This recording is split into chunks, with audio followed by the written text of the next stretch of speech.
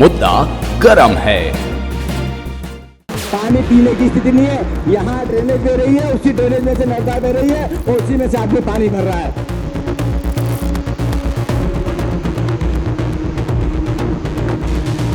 तो क्यों ना हम उस टंकी द्वारा हम पानी टंकी नहीं बना सकते। 3 साल लगेगी, कोई बात नहीं।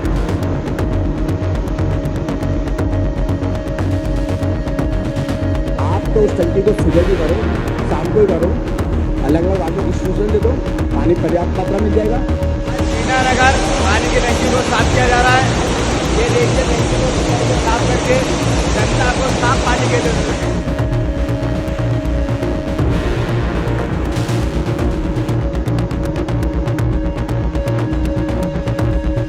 मुद्दा बहुत गर्म हो चुका बाजार में और हमें लगा कि इस पर बात होनी चाहिए।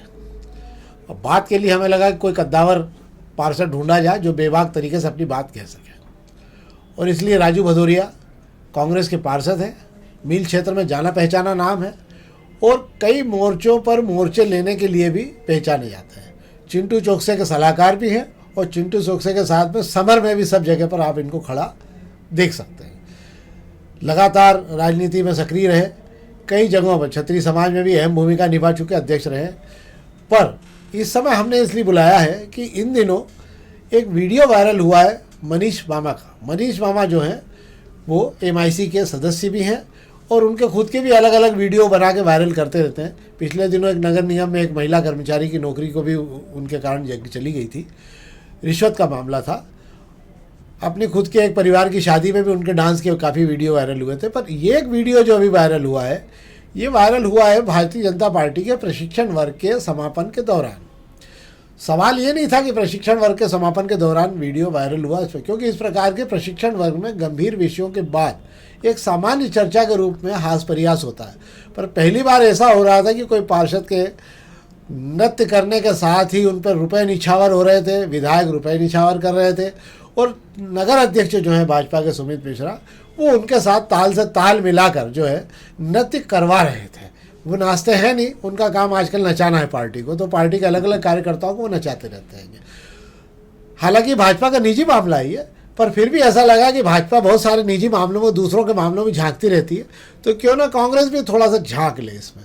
और इसीलिए जो है हमने राजू भदौरिया जी से कहा कि आपकी नज़र में सुचिता संस्कार वाली पार्टी, चिंतन मंथन की पार्टी में ये क्या हो रहा है, क्या ये सही है? और इस प्रकार के नृत्य करना क्या संगठन के हिसाब से सही है या गलत है, क्या है? अगर जिस प्रकार से भारतीय जनता पार्टी जो परिपाटी है, धर्म पर राजनीति करना, संस्कार पर राजनीति की बड़ी बड़ी बातें करना और समाज को एक अलग टाइप का दृश्य दिखाना, मुझे लगता है सब भावनात्मक खेलते हैं। आदमी के पब्लिक के वोटरों के दिल से खेलते हैं कि हम धर्म पर राजनीति कर रहे हैं, हम संस्कृति पर राजनीति कर रहे हैं। लेकिन जब संस्कृति पर राजनीति की बात करते हैं तो इस प्रकार के कृत्य, इस प्रकार का डांस करना, मामा सीनियर अपने आप में सीनियर हैं। पहले मैं आपको थोड़ा सा बैक में ले जाऊँ, आकाश वर्गीय जी ने उनके लिए कहा था कि मनीष मामा तो DSP को भी चाटा मार देते हैं, मनीष मामा तो इनडायरेक्ट उन्होंने गुंडा कह दिया था उनको। तो जिस आदमी को हमने पार्टी में चुना है, जनता ने उनको मौका दिया है, जनता को काम करने की उनको जगह मिली है, तो थोड़े अपने धैर्य को थामे, अपने आप को कंट्रोल करें। और ये कोई प्लेटफॉर्म पार्टी का डांस सिखाने की जगह नहीं है। आप तो एक सांस्कृतिक प्रकोष्ठ के अंदर डांस कंपटीशन के वो करा लीजिए, लेकिन आप जो कर रहे हो क्या सिखाना चाहते हो? भारतीय जनता पार्टी कोई आप जैसे लोगों के चक्कर में पार्टी इस जगह नहीं आई है। कई लोग ऐसे हैं जिन्होंने पार्टी के पीछे बैठ के अपना योगदान दिया है, जो कभी बोलते भी नहीं है। कई लोग हैं इनके, ये जैसे बीजेपी तो मेरे हिसाब से कुछ नहीं है, इनके पीछे संघ के परिवार के लोग हैं जो बाल्यकाल प्रचारक तक रहते हैं, जो कई लोगों तक अपने घर परिवार छोड़ के मतलब अपना खानदान को छोड़ के पार्टी के लिए, धर्म के लिए काम करते हैं और तब कहीं जाकर एक बड़ा जगह बनी है। ये उन लोगों को कहीं ना कहीं उनके भावनाओं को आहत है। ऐसा लगता है आपको कि जिस प्रकार का आयोजन वहाँ पे हुआ है मनीष मामा वाला, और भी जगह कई प्रशिक्षण या कोई इस प्रकार के आयोजनों में इसी प्रकार के ये जो डांस हो रहे हैं, ये बाकी भी रेगुलर कर देना चाहिए भाजपा को कि भैया बाकी जगह भी इसी प्रकार के आयोजनों में इस प्रकार के नृत्य कंपलसरी है। बाकी इसमें नए नए लोगों प्रतिभा को मौका मिलेगा। एक ही क्यों नाच गाए, और भी लोग नाचने वाले बहुत सारे हैं भाजपा में। तो राजनीति को अगर देखा जाए तो भैया एक्चुअल क्या है कि इन लोगों ने कभी भी मूलभूत सुविधाओं, जनता की काम करने की दुनिया पे या जन समस्याओं को लेकर मुद्दों पे, मुझे नहीं लगता पिछले 20 साल 25 साल में इनके किसी भी विधायक ने, आदरणीय नगरीय प्रशासन मंत्री जी ने कभी भी इंदौर शहर में ढेर सारे लोग हैं, इंदौर को ज़रूरत है परिचर्चा करने की, जहाँ पर चर्चा होना चाहिए कि मेरा इंदौर अच्छा डेवलप कैसे हो। इन्होंने शुरुआत से कैलाश जी की अगर राजनीति को देखा जाए तो छोटी छोटी गैया से शुरुआत हुई थी, गाने बजाने से शुरुआत हुई है, तो कार्यकर्ता वो सीखते चला रहा, आगे भी यही परोसना चाह रहे हैं। मतलब ये परंपरा बहुत पुरानी है, पुरानी परंपरा है, आज की नहीं है। कैलाश वर्गीय की बात में तो गाते थे, नाचते थोड़ी थे वो, इन्होंने नया शुरू कर दिया, कुछ नया सीख लिया। हाँ, ये हो सकता है वो। पर मेरा एक सवाल और भी है रवि भैया आपसे, कि हमेशा माना जाता है कि आप जो है मोर्चों पे लगातार अलग अलग मोर्चों पे विवादों में रहे हैं, और इसी कारण जो है एक बड़ा मोर्चा खुल जाने के कारण 2 नंबर क्षेत्र में चुनाव के समय में, जब बिल्कुल चुनाव चरम पे थे, उस समय आप जेल चले गए जी, है ना। आपको ऐसा नहीं लगता कि 2 नंबर क्षेत्र में आप जिन लोगों से मोर्चा ले रहे हो वो बहुत ज़्यादा ताकतवर लोग हैं, उनसे आपको मोर्चा लेने में आप सफल हो पाओगे? नहीं, ये ताकतवर नहीं है भैया, इनको जनता ने ताकत दी है, जनता के वोट से ताकतवर बने हैं, और जनता ने जिस दिन इनको वोट देने का मना कर दिया उस दिन में कोई ताकत नहीं, ना डेयरिंग है ना कुछ नहीं है। ये सिर्फ सत्ता के शासन की ताकत का दुरुपयोग कर रहे हैं। मैं कभी भी राजनीति में भाजपा कांग्रेस नहीं करता, वैचारिक लड़ाई लड़ते हैं हम लोग, विचारों के दम पे बात करते हैं, और पार्टी में भी वैसे भी बीजेपी कांग्रेस नहीं होती है, बीजेपी कांग्रेस नहीं होती है, पार्टी में विचार होते हैं, विचारों की लड़ाई होती है, और जब तक चाहे कानून में चले जाओ, न्यायपालिका में जब तक कोई विरोध नहीं करेगा तब तक कानून का निर्णय मजिस्ट्रेट भी नहीं कर सकता। इसी प्रकार पार्टी में भी सत्ता पक्ष के जब तक विपक्ष नहीं हो तब तक पार्टी का कोई मतलब ही नहीं है। विपक्ष की भूमिका निभाना हमारी जिम्मेदारी है, भाजपा हो चाहे कांग्रेस, हमको काम वैचारिक लड़ाई है। लेकिन ये लोग उस पर व्यक्तिगत हो गए, ये आजकल सोचते कोई किसी ने बिना विरोध किया मतलब मेरा दुश्मन हो गया, इनकी सोच यहाँ आ गई है। पर आप तो भाजपा के संघ के कार्यक्रमों में भी शामिल रहे हैं, आपके खुद के वार्ड में कार्यक्रम हुआ था संघ का जिसमें आप खुद गए थे, शामिल हुए थे, बड़े इसमें मेरा यही कहना है कि मेरे वार्ड के लिए मुझे मेरी जिम्मेदार हूँ। जब मैं वार्ड का पार्षद हूँ, मतलब आदर्श पुरुष उस वार्ड का प्रथम नागरिक हूँ, और प्रथम नागरिक होते मेरी जिम्मेदारी बनती है कि भाजपा कांग्रेस आरएसएस जो भी है वहाँ पे जो भी कार्यक्रम होते हैं उन कार्यक्रम में मुझे बुलाया जाएगा, तो मेरी जिम्मेदारी, मुझे बात करना पड़ेगी और वहाँ पर उनके साथ खड़ा भी होना पड़ेगा। मैं मेरी पार्टी की बात रखने के लिए स्वतंत्र हूँ। वहाँ पर भी मैंने संघ के परिवार में भी जब हम बात करते हैं तो संघ के कार्यक्रम में मैंने भी बात रखी थी। वहाँ पे उन्होंने बात का मुद्दा था हमारा कि आप परिवार समन्वय कैसे बनेगा, तो मैंने वहाँ बोला आप परिवार समन्वय की बात कर रहे हैं तो पहले आप जनता, जिन परिवार को आप जोड़ने के लिए गए थे, हर परिवार टूटता है आर्थिक स्थिति से, उस आर्थिक स्थिति को लेकर आप बेरोजगारी, महंगाई, इन जैसे मुद्दों पे संघ क्यों आगे नहीं बढ़ता है। मैंने मेरी वहाँ बात रखी और अपनी बात रख के वहाँ से चला। और स्वाभाविक के कोई भी अपनी अपनी जगह है, कोई अगर अतिथि के रूप में बुलाता है तो मुझे नहीं लगता कि कहीं भी हमको इस चीज़ से दूर रहना चाहिए। प्रोग्राम किसी का भी हो, आयोजक कोई भी हो, अगर विशेष रूप में कोई बुलाता है तो हमें जाना चाहिए। आपको एक बात हम बता दें, राजू भदौरिया जी लगातार निरंतर अपने वार्ड में तो सक्रिय रहे, पर जैसे पानी की टंकी का जब अभियान चला और ये गंदे पानी को लेकर भागीरथपुरे का मामला उठा था, तब आपको अगर सबसे पहला वीडियो अंदर जाके टंकी साफ करने का जो वीडियो था वो भी राजू भदौरिया जी द्वारा जारी किया गया था। और उस समय पे लोगों को मालूम पड़ा कि टंकी के अंदर भी जाने के बाद क्या स्थिति रहती, नहीं तो लोगों को आज तक यही नहीं मालूम था कि इस शहर में टंकियों के अंदर है क्या मामला। आखिर अभी तक तो ये समझ आता कि डायनामिक टंकियाँ बनती, चूँकि नीचे स्लैब हो जाता तो घूम के पानी सीधा चला जाता, पर पहली बार लगा कि नीचे बहुत सारा कचरा भी उसमें रहता है। हम आपको इसलिए बता दे रहे हैं कि इसके अलावा भी कुछ चीज़ें ऐसी हैं जो हम आपको इसी कार्यक्रम के बीच में रोक के मैं आपको वीडियो को दिखाना चाहता हूँ इनके। अगर आप उन वीडियो को भी देखेंगे तो आपको समझ में आएगा कि राजू भदौरिया क्यों इतने सक्रिय और लोगों की लोकप्रियता उस क्षेत्र में इसी कारण से क्यों हो गई है कि हर आदमी इतनी विपरीत परिस्थिति में भी, जहाँ एक तरफा वर्चस्व हो किसी पार्टी का, जहाँ रमेश जो धाकड़ नेता है भाजपा के, चाहे रमेश मेंदोला हो चाहे कैलाश वर्गीय हो, और किसी बहुत बड़े धाकड़ नेता को हरा कर भी ये वहाँ मैदान में आए हैं, तो ऐसी स्थिति में क्या कारण होता है कि लोग राजू भदौरिया के साथ सहज चले जाते हैं। आप पहले ये सारे वीडियो देख लें, थोड़े थोड़े अपन छोटा सा एक वीडियो को बताते हैं आपको, पहले आप हल्की हल्की बांध की देख लें, फिर अपन इसी मामले में थोड़ी सी बात भी और करेंगे। पानी पीने की स्थिति नहीं है, यहाँ ड्रेनेज बह रही है, उसी ड्रेनेज में से नर्मदा बह रही है और उसी में से आदमी पानी भर रहा है।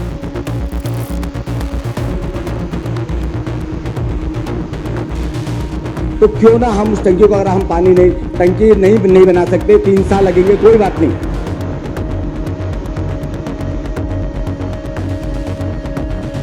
आप तो उस टंकी को सुबह भी भरो, शाम को भी भरो, अलग अलग वार्ड में डिस्ट्रीब्यूशन दे दो, पानी पर्याप्त मात्रा मिल जाएगा। आज दीनानगर पानी की टंकी को साफ किया जा रहा है। ये देखिए टंकी को साफ करके जनता को साफ पानी के लिए।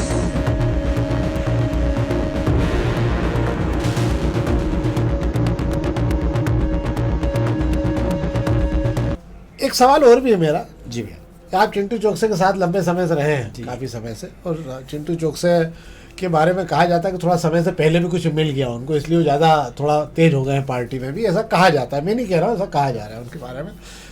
आपको चिंटू चौकसे में कौन सी ऐसी कमजोरी लगती है कि यार ये एक ऐसा कमज़ोर मामला उनका कि अगर ये ठीक हो जाए तो उनको प्लेटफॉर्म बेहतर मिल सकता है? चिंटू भाई में कमी की तो कोई बात ही नहीं भैया।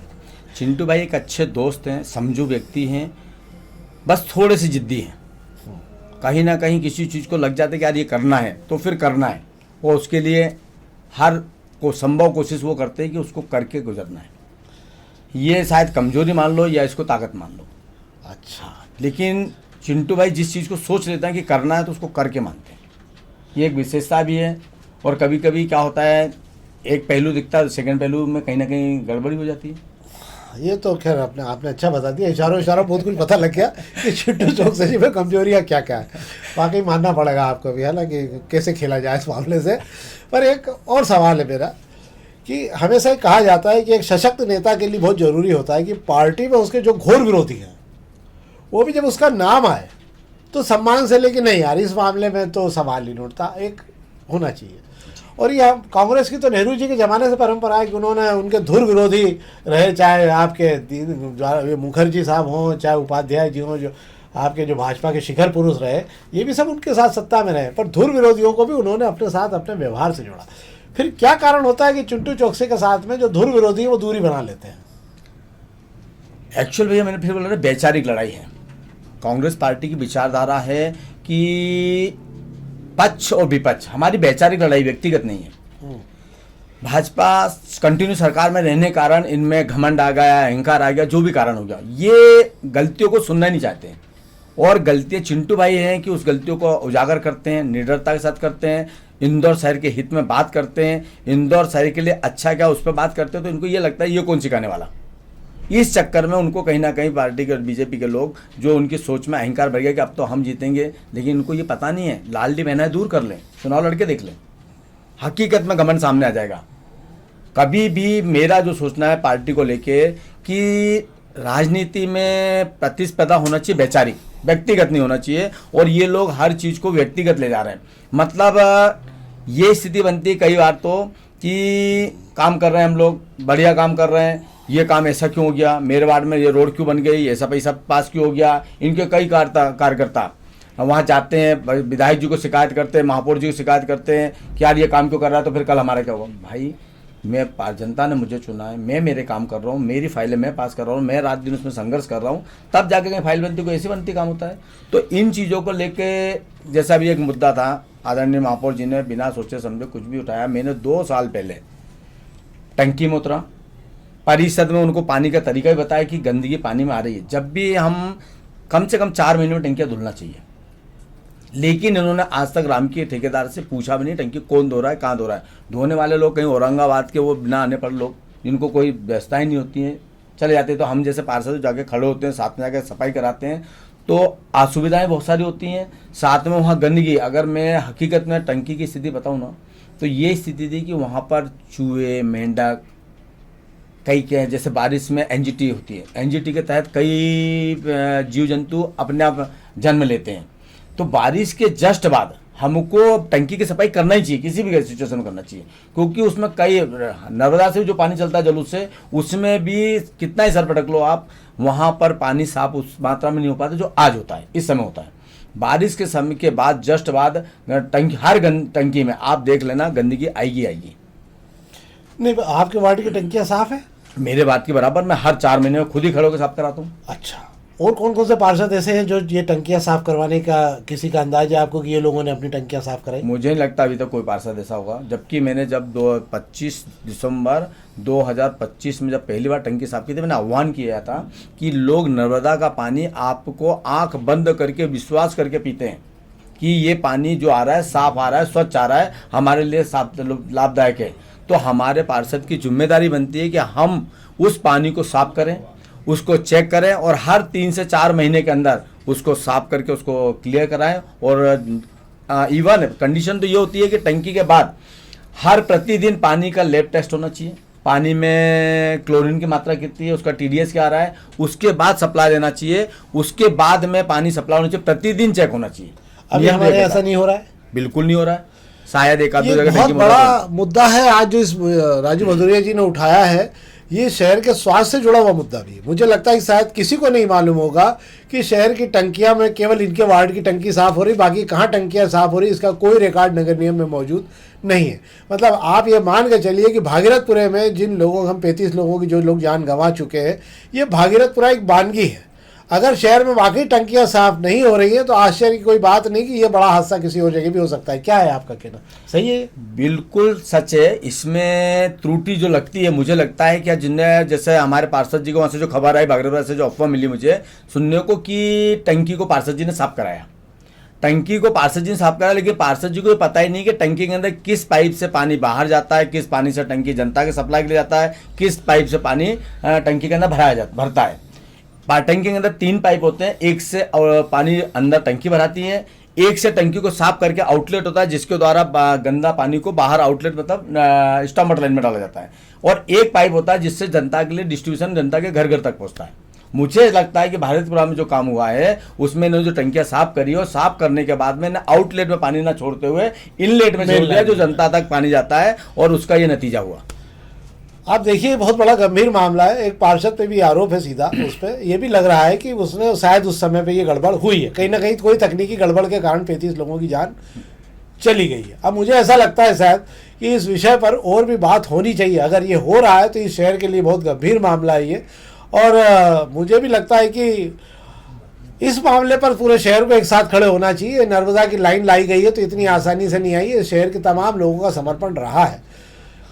इस मामले पे और भी हम बात करेंगे राजू भदौरिया जी से, बहुत सारे मुद्दे हैं जिन पर हम बात करना चाहते हैं, पर आज हमको ऐसा लगता है कि ये कार्यक्रम का समय हो गया है।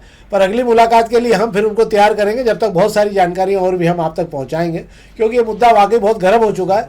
ये शहर के जीवन का सवाल है कि आप जिस टंकी का पानी पी रहे हैं उसके अंदर कीचड़ भरा हुआ है और कीड़े मकोड़े पैदा हो रहे हैं। इसको जरूर जाँच करनी चाहिए। और कुछ कहना चाहते हो आप? धन्यवाद। मैं तो सिर्फ आपके इस चैनल के माध्यम से एक न्यूज़, एक महापौर जी को, कमिश्नर साहब को जो 24 घंटे पानी देने की बात कर रहे थे, 24 घंटे पानी इंदौर शहर में आप 20 मिनट पानी नहीं दे पा रहे हैं। और आपके पुराने 69 वार्डों में 85 टंकी थी, आपने 2 मंत्रियों के दबाव में 30 टंकियाँ और कहाँ पे, तुलसी नगर, अपना निपानिया, आपने तपेश्वरी बाग, कुछ 1 नंबर वार्ड में ऐसी 30 टंकियां बढ़ाई हैं। आपके पास जब पानी नहीं था पर्याप्त मात्रा, आप मात्र 310 mld पानी जलूस से चलता है और अभी 60 और मिलेगा तो 360 mld पानी होगा। जब आपके पास में पानी नहीं है तो आपने शहर में जो पर्याप्त मात्रा में पानी मिल रहा था, उन लोगों की टंकियों को जो 80-85 टंकी थी, उन टंकियों का 1-1 मीटर पानी कट करा, और उस 1-1 मीटर पानी को कट करके जो मंत्री जी के, विधायक जी के दबाव में आकर 30 टंकियों में 1-1 मीटर करके उनको 2-2, 3-3 मीटर भर के सप्लाई दिया। आपने कहीं ना कहीं जिन लोगों को आधे घंटे, पौन घंटे में पर्याप्त मात्रा में पानी मिलता है, उन लोगों के साथ छलावा किया। जब आपका पानी की व्यवस्था नहीं थी तो आपको मंत्री को स्पष्ट बोलना था कि भैया कुछ भी हो जाए हम पानी नहीं दे सकते। अब हमारे वार्ड में, मेरे 2 नंबर विधानसभा की बात कर रहा हूँ, उस विधानसभा की सारी टंकियाँ जो 6 मीटर भरती थी आज के दिन 5 मीटर हो रही हैं, 4.5 मीटर हो रही हैं। कहीं ना कहीं अधिकारियों से हट्टा करना पड़ती है। रोज़ ये स्थिति बनती है कि अगर ज़्यादा विवाद करेंगे तो FIR की स्थिति नहीं बन जाए। हम लड़ किसके लिए? जनता के लिए। पानी की व्यवस्था में मुझे लगता है जब आपके पास 4 चरण लाने की क्षमता नहीं है तो आपने 30 टंकियों को क्यों जोड़ा? इंदौर शहर आप यहाँ से लेकर 25 किलोमीटर तक बढ़ा जा रहे हो, सावेर तक पहुँच गया। ओमेक सिटी यहाँ से 15 किलोमीटर दूर पड़ता है। किसी भी चारों ओर चले जाओ, हर जगह इंदौर को आप बढ़ाए जा रहे हो। इसको हाई राइज में क्यों नहीं लाते हो? इस इंदौर को हाई राइज में लाएं, जिससे हमको कन्वेंस प्रॉब्लम और सारी व्यवस्था देने के चक्कर हमको और सारी जो व्यवस्था देती है, चाहे हमको रोड देना हो, ड्रेनेज देना हो, पानी देना हो, सड़क देना हो, इसको कहाँ आसान दोगे, जाएगा। कैसे व्यवस्था दोगे? पानी एक बहुत बड़ा टास्क है और इस पे ध्यान देना चाहिए। पानी बहुत ज़रूरी है। हमारे को कम से कम 600 mld पानी चाहिए और इंदौर शहर के पास मात्र 360 mld पानी है। गर्मी में क्या होगा भगवान ही मालिक है। तो ये थे राजू भदौरिया जी, जिन्होंने बहुत सारे मुद्दों पे हमसे बेबाक बातचीत की और जहाँ गलत है, जहाँ कमजोरियाँ वो स्वीकार की। निश्चित रूप से एक अच्छे नेता के लिए बहुत ज़रूरी होता है कि वो अपनी गलतियों को स्वीकार भी करे और जहाँ सुधार कर सकता है सुधार की बात भी होनी चाहिए। एक बार फिर दोपहर न्यूज़ के विशेष कार्यक्रम के लिए हम उनको धन्यवाद भी देते हैं और हम चाहेंगे कि आप इस कार्यक्रम को हम निरंतर देखते रहिए। इसी प्रकार के मुद्दे आपको इसी प्लेटफॉर्म पर उठाते हुए हम दिखेंगे। बहुत बहुत धन्यवाद। मुद्दा गरम है।